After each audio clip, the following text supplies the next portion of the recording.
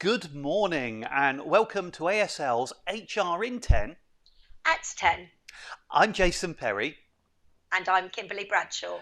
and after a couple of weeks break, apologies for not being on air for the last 2 weeks, but sadly due to a bereavement and personal issues, Kimberly and I just needed a little break.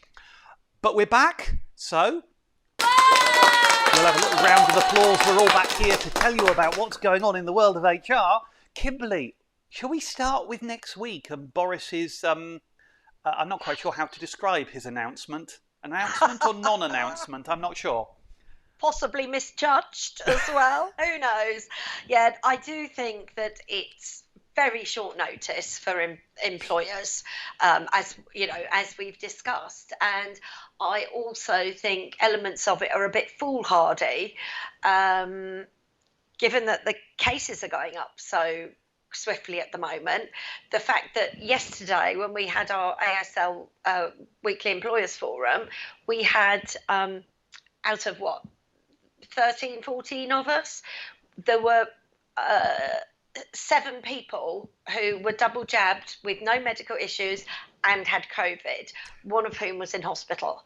Yeah. And I think the no wearing face masks and employees' concern about going back is going to be huge. Yeah, I think it's a really interesting one because with so much of this, it's been and I don't mean it as a critical comment, but it's been make it up as we go along, as we're in new territory. And we don't know how to deal with it. The government don't know how to deal with it, and it's trying to navigate. So we've known for some time that July the 19th was probably going to be the day that we were returning. And there's an extent to which businesses, employers have been preparing for it. But what seems to be happening is, whilst we're all planning that, the Delta variant is busy with other ideas. And we're trying to work out how much backpedaling we need to do. And so what seems to have happened is yes, we're going to release all the legal restrictions. Social distancing's gone. You don't have to wear a mask. You can eat out, do all these things, but please do it really, really carefully. And we recommend you don't change what you were doing last week. Yeah, so don't do what we say and don't do what we do. Yes. So it's one of those, we're releasing it, but please be careful is how I see it. And what strikes me, we've kind of seen already from public transport. I know Transport for London have already announced. I think Manchester, Andy Burnham's announced that masks are going to remain. I was reading as a condition of travel, so it's not law, but it's a condition of travel. So effectively, if you want to get on a train or a tram or a bus in those areas, you're agreeing to wear a mask when you buy the ticket. So it's not law, but you can't use the service if you don't. I read in the Times this morning that Sainsbury's are doing the same thing. And Sainsbury's are saying, in order to shop in store, we expect our customers to wear a mask. And I wonder how many other businesses are going to do the same. Surely that's going to have to be the case because, what's going through my head is health and safety risk assessments for employees. So obviously employers are going to have to do everything that they can to protect their employees, especially, as we've mentioned several times before, there's statistics that say people are nervous about going back. It's 40-something%, wasn't it? People anxious about going back. I may be wrong on that, but I think certainly there were people that are concerned. So you've got to reassure everybody. Yeah. I think the percentage of those who were expressing concerns was 60% are concerned about the return to work. 30% were concerned about the risks of catching it on their commute. So there are some really striking statistics out there, but you've picked up a really, really good point, which is the law may have changed in terms of whether or not you legally have to wear a mask, but the risk assessment, your duty as an employer to look after the welfare, the health and safety, the duty of care to both your workers and your customers hasn't changed. That was there pre-COVID. That was there pre-lockdown. Mm. And what you have to do is you have to look at the environment in which you operate and say, is this safe? Do we need to take any precautions in order to keep our people well, to keep them at low risk? And for that reason alone, an awful lot of employers who tackle this properly are going to be saying we still expect masks in this area or in that environment.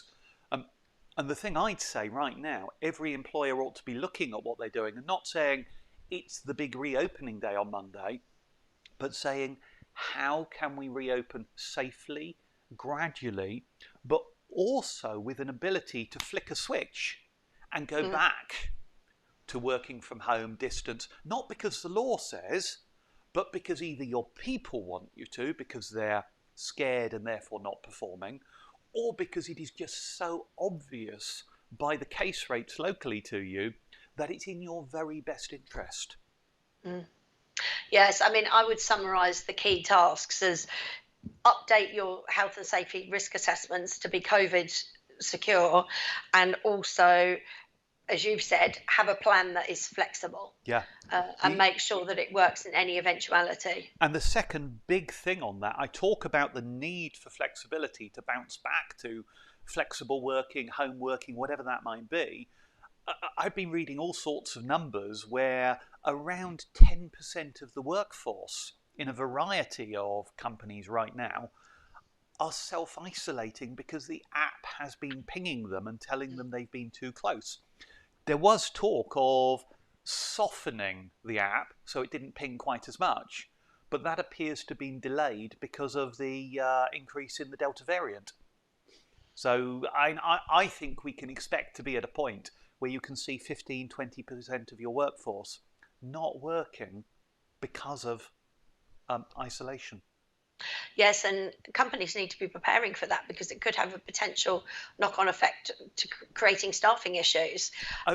One person gets pinged, so then all the people around them potentially get pinged, and it's a big knock-on effect. Yes, and that's why I say this big need for flexibility, the ability to, at a flick of a switch, return to remote working if that's what's needed.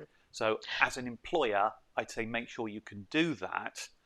Sorry, you were just about to say, Kimberly. Yeah, I was just going to say it also. I think it's really important for employers to reiterate the responsibilities that individuals have when they are self-isolating, not to go to work, to make sure that they do self-isolate. Yes. Because just because somebody said don't come into work, is somebody actually going to self-isolate? And there are penalties involved. Yes. There is another interesting thing here that came up on our employers forum yesterday. The lovely Paula mentioned how she had a number of people in the younger age groups that weren't being vaccinated. And she has been sharing with them the idea that as we move into, I think it's the 16th of August, if I remember correctly, we're expecting after the 16th of August, if you've been double jabbed, you may not need to self-isolate if you get an app ping. Now, the interesting thing for that is anyone who's chosen not to be vaccinated may find themselves at home on no money for 10 days, 14 days, the isolation period. 10 days now. 10 days now, isn't it? Yes. May find themselves at home on very, very low money. And those people who've chosen to be jabbed may actually be financially much more secure because they can continue working through that difficult period. And that's probably a message worth sharing with your people. Absolutely. As we know, Paula is a super implementer of all things HR. Indeed, indeed.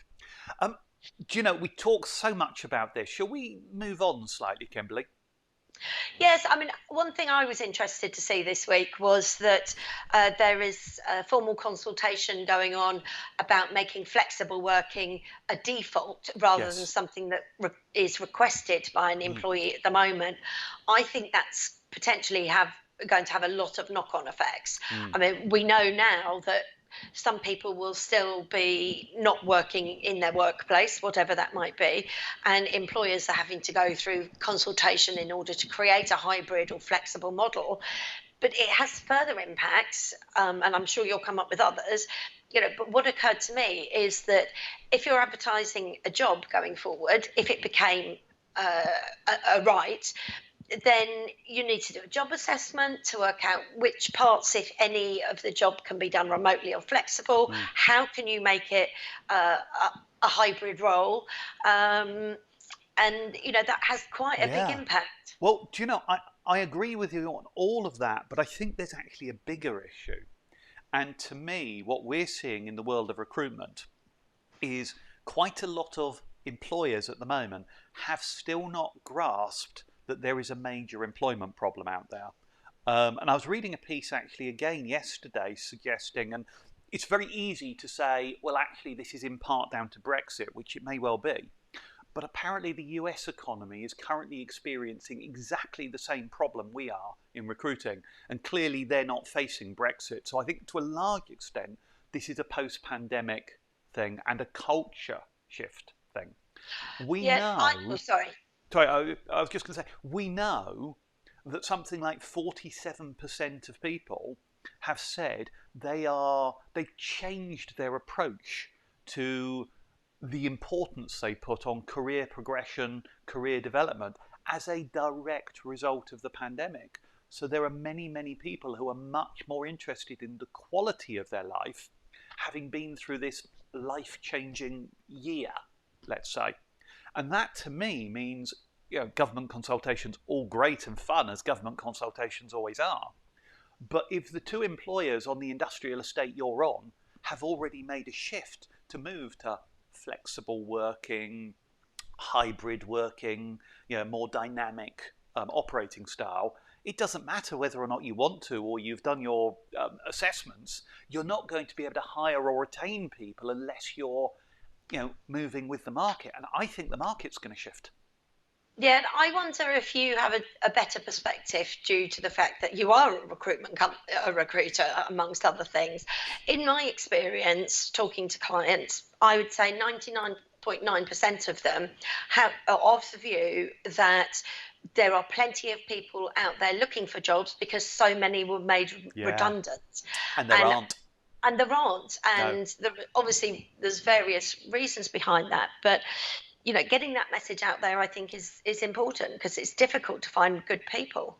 Do you know? And in terms of where we are, and I'm conscious we're HR in 10 and we've been talking for 15, so I'm going to wrap up in a moment. But the one thing I was going to say, bringing that to a close, is we currently have, I would say, half as many unfilled vacancies right now for temporary workers as we actually have people in work across a huge range of clients. We literally cannot fill roles fast enough. As soon as we fill a role, probably another client will ring us with 2 new ones. So the rate of unfilled roles we've got is growing rapidly. There just aren't enough workers out there right now because people's perspectives have changed. Mm.